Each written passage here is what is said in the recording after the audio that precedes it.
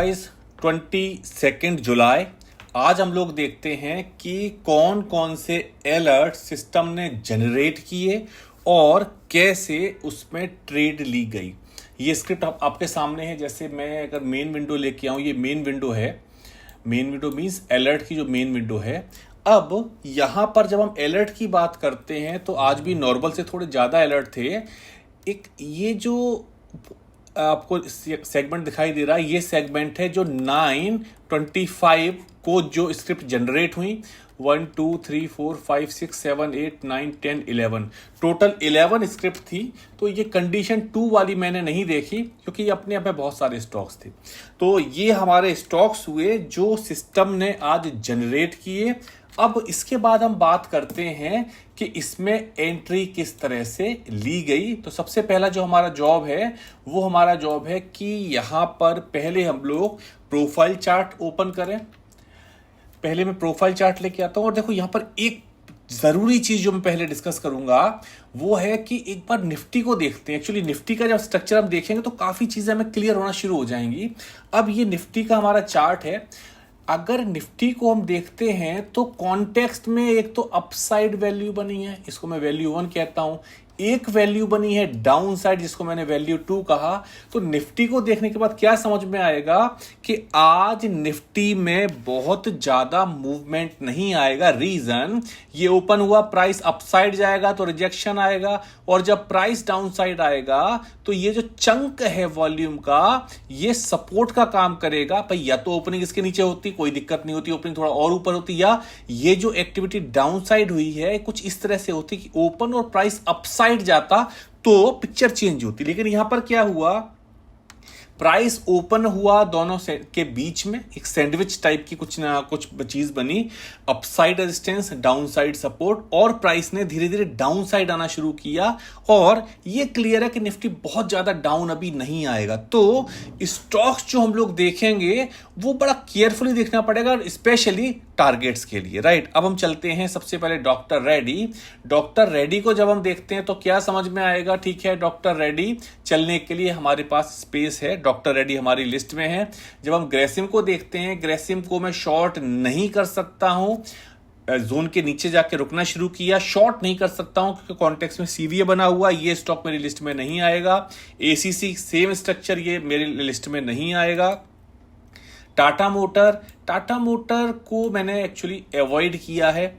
Trade तो मिला था लेकिन काफी लेट हो गए थे, तब तक निफ्टी के मूवमेंट बड़े लिमिटेड से हो गए थे। लेकिन हाँ, अगर आप मुझसे पूछोगे क्या यहाँ ट्रेड कर सकते थे, हाँ कर सकते थे, पर मैंने टाटा मोटर में कोई ट्रेड नहीं किया है। कोटक बैंक की बात करता हूं। कोटक बैंक जो जोन बना था, जोन के अपसाइड भी एक हमें वॉल्यूम दिखाई दे रहा है, कुछ रेजिस्टेंस दिखाई दे रहा है, और डाउन साइड भी एक बाइंग टेल है, माइनर बाइंग टेल है with major value distribution at bottom.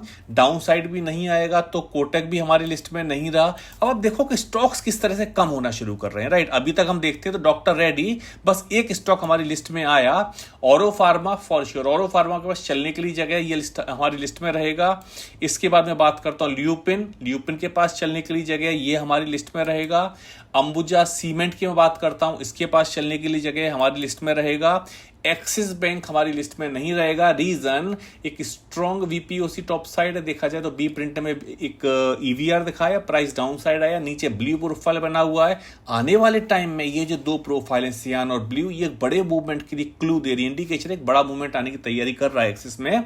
अभी आज के लिए एक्सिस में हम कोई ट्रेड नहीं लेंगे। राइट, इसके बाद हम चलते हैं नेक्स्ट स्टॉक पर। नेक्स्ट स्टॉक हमारे पास आया बजाज फिनसर्व।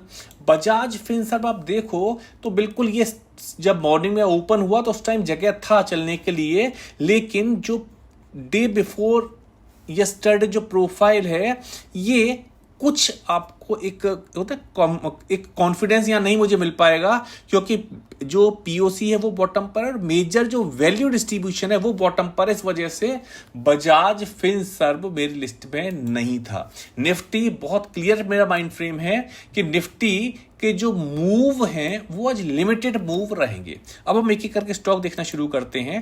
देखो मेन चीज समझो, स्टॉक जो हम लोग ट्रेड करेंगे उन स्टॉक में दो चीजें होनी चाहिए। या तो वो स्टॉक स्टॉक जोन के पास हो, मींस डेंजर पॉइंट के पास हो। रिचर्ड वाइकॉफ कहते हैं कि डेंजर पॉइंट के पास जो भी स्टॉक आप ट्रेड करते हो उसका रिस्क रिवॉर्ड बहुत अच्छा होता है। तो या तो वो डेंजर पॉइंट के पास हो, हमारा डेंजर पॉइंट क्या है, जोन के अपसाइड अगर हम ट्रेड करते हैं तो डेंजर पॉइंट इसका बॉटम हमारा सपोर्ट हो जाएगा, वाइस वर्सा फॉर सेल। तो या तो डेंजर पॉइंट हो, या कोई अगर डेंजर पॉइंट से दूर है तो कोई एक वैल्यू अगर बन जाए तो हम ट्रेड कर सकते हैं। तो अब हम लोग एक एक करके यहाँ ट्रेड को देखना शुरू करते हैं। सबसे पहले हम बात करते हैं डॉक्टर रेड्डी। हम लोगों का माइंड फ्रेम सेट है क्योंकि हम लोग एक्टिविटी देख चुके हैं प्रोफाइल के ऊपर। ये स्टार्टिंग में कुछ डेंजर पॉइंट से दूर था, तो हमें क्या करना है, वैल्यू का वेट। यहां पर एक वैल्यू क्रिएट हुई, ये एक इंडिकेशन था, राइट, ये एक इंडिकेशन था जहां से हमें एक क्लू मिला कि यहां से शॉर्ट जा सकते हैं। तो यहां पर दो चीजें मिली, एक तो प्लॉटर ने हमें सपोर्ट किया सेल करने के लिए, प्लस यहां पर वैल्यू क्रिएट हो गई। तो एक आइडियल ट्रेड थी, यहां पर हमने ट्रेड लिया और जब निफ्टी के रिवर्सल शुरू हो रहे थे उस टाइम हमने इसको बुक किया। मेरा मतलब ये शायद जहां तक मुझे याद है ये मैंने 35 के आसपास इसको बुक किया था, इसके प्रॉफिट को।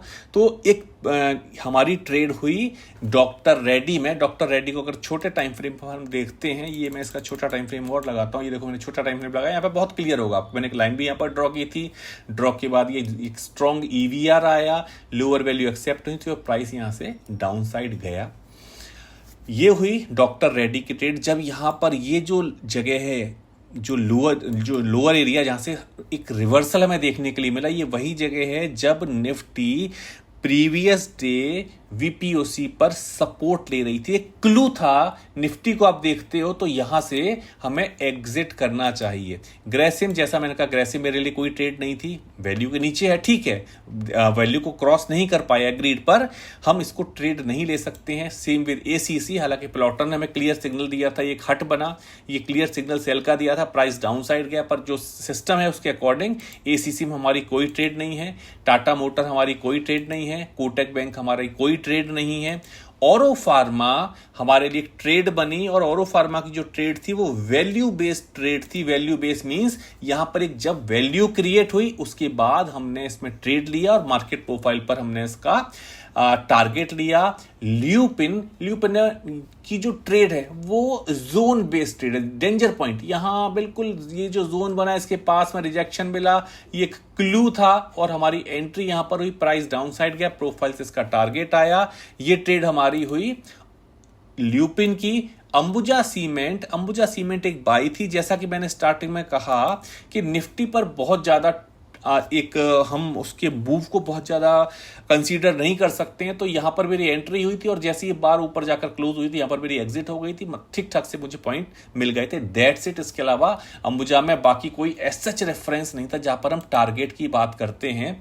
एक ये हमारे पास ट्रेड थी एक्सिस बैंक की, हालांकि एक्सिस बैंक ने आपको बता दिया है कि इसको ट्रेड को हम नहीं ले सकते थे क्योंकि प्रोफाइल ने हमें क्लू नहीं दिया था, जस्ट एक रेफरेंस के लिए है कि प्राइस जब अपसाइड गया आप कह सकते हो कि एक हायर वैल्यू एक्सेप्टेंस हो रही है, यहां से बाई कर सकते हो। नहीं, यहां पर आप देखो तो 15 मिनट पर एक सियान लाइन आई हुई है जो वीपीओसी आपको मार्केट प्रोफाइल पर दिखाई दे रही थी, सियान कलर की, एक प्लॉटर पर भी लाइन है। प्राइस ने जस्ट उसी लेवल को हिट किया और प्राइस यहां से वापस आया, फिर से अपसाइड कोशिश की लेकिन जोन को क्रॉस नहीं कर पाया, तो एक्सिस में ट्रेड नहीं बनती। आप अगर प्लॉटर को भी देखते हो तो ट्रेड नहीं बनेगी। सेम विद बजाज फिनसर्व, ये इसकी ट्रेड हमारे लिए नहीं है। अब मैं बात करूंगा भारती एयरटेल की। भारती एयरटेल हमारे लिए डेंजर पॉइंट के पास है, राइट, ये डेंजर पॉइंट के पास में है। हमारी एंट्री जो हुई ये हमारा एंट्री पॉइंट था और एग्जिट यहां कहीं, जैसा मैंने स्टार्टिंग में कहा कि निफ्टी से बहुत बड़े मूव की आज कोई ऐसा नहीं था, क्लू नहीं था कि कोई बहुत बड़ा मूव आएगा, तो टारगेट से थोड़ा सा पहले यहां कहीं मैंने एग्जिट कर लिया था। वो निफ्टी का मैं क्लू देख रहा था कि निफ्टी मुझे लग रहा है कि कहीं कुछ सपोर्ट ले रही है, तो यहां से मैंने एग्जिट किया। तो ये थी आज की टोटल ट्रेड्स। देखो मेन चीज क्या है कि जब कभी आपको लगे कि आज 10-12 स्टॉक्स आ गए, जनरली जो स्कैनर है वो 4 से 5 स्टॉक्स देता है। कभी कभी ऐसा होता है कि 10-12 स्टॉक्स देता है, तो उस टाइम आपको क्विक वे में उनको एकदम से इसमें ऐसे आपको शुरू करना चाहिए कि कौन से स्टॉक्स मेरे फेवर के हैं। निफ्टी अगर बाई साइड है तो बाई वाले स्टॉक जल्दी देख सकते हो, अगर सेल साइड है तो सेल वाले स्टॉक जल्दी देख सकते हो। अगर स्टॉक्स ज्यादा हैं, नंबर ऑफ स्टॉक्स अगर ज्यादा है तो अकॉर्डिंगली आप एक्ट कर सकते हो, और अगर लिमिटेड स्टॉक है तो फिर कोई दिक्कत नहीं, 4-5 स्टॉक होते हैं वो तो हम आराम से देख सकते हैं। तो आज का स्टॉक्स ओवरऑल क्या अलर्ट आए और कैसे इसके एंट्री ली गई वो हम लोगों ने डिस्कस किया। नेक्स्ट वीडियो में फिर से मुलाकात होगी। चलो okay, thank you guys, thank you very much.